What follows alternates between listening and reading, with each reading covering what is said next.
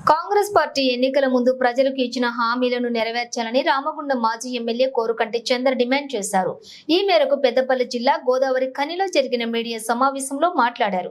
అధికారంలోకి రాకముందు భరోసా యాత్ర పేరిట పారిశ్రామిక ప్రాంతంలో పర్యటించిన ఉప ముఖ్యమంత్రి ఎన్నో హామీలు ఇచ్చారని, ఇప్పటి వరకు అవి అమలు కాలేదన్నారు. వృద్ధులకు పింఛన్లు, మహిళలకు భరోసా, రైతు బీమా, రైతు భరోసా ఇప్పటి వరకు అమలు చేయడం లేదని, వాటిని వెంటనే అమలు చేయాలని డిమాండ్ చేశారు.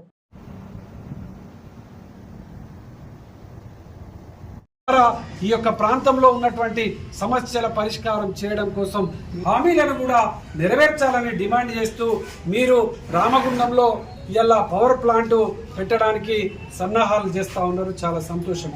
అయితే అక్కడ ఉన్నటువంటి జెన్కో నేతృత్వంలో ఆ ప్లాంట్ ప్రారంభమైతే మాకు ఉపాధి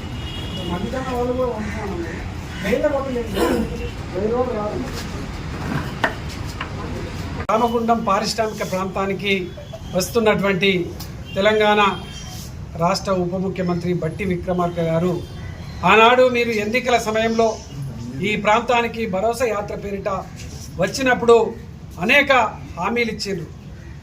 ఆ హామీలలో ఇలా ఒక్కటి కూడా నెరవేరలేదని ఇలా ప్రజలందరూ కూడా ఇలా మిమ్మల్ని ప్రశ్నించేటువంటి పరిస్థితి ఇలా మీ పర్యటనలో కనిపిస్తూ ఉన్నది.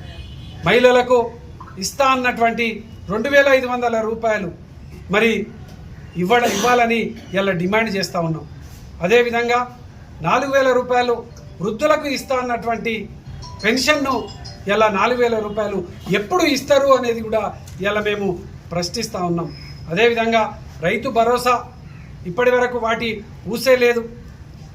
తెలంగాణ రాష్ట్రం ఏర్పడిన తర్వాత తొలి ముఖ్యమంత్రి కేసీఆర్ గారు ఆనాడు ప్రతి ఒక్క రైతుకు రుణమాఫీ చేసినటువంటి ఆ సందర్భంలో మీరు అందరికీ కూడా రుణమాఫీ చేస్తామని అన్నారు.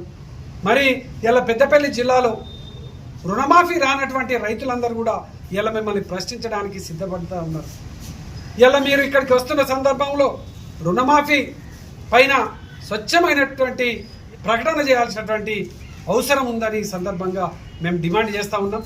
రైతాంగం పక్షాన అనేక పోరాటాలు నడుస్తూ ఉన్నాయి. ఆ పోరాటాలకు మీరు సమాధానం చెప్పాల్సినటువంటి అవసరం ఉన్నది. ఈ ప్రాంతంలో ఐటీ పార్కు నెలకొల్పడం కోసం కేటీఆర్ గారు ఫౌండేషన్ వేసారు. దాని మీద మీరు సమాధానం చెప్పాలి. ఇలా ఈ ప్రాంతంలో అనేక అభివృద్ధి సంక్షేమ కార్యక్రమాలు ఆనాడు మేము ప్రారంభం చేసినాం. వాటన్నింటినీ ఇలా బ్రేక్ అయినాయి. ఇలా పనులు కొనసాగడం లేదు.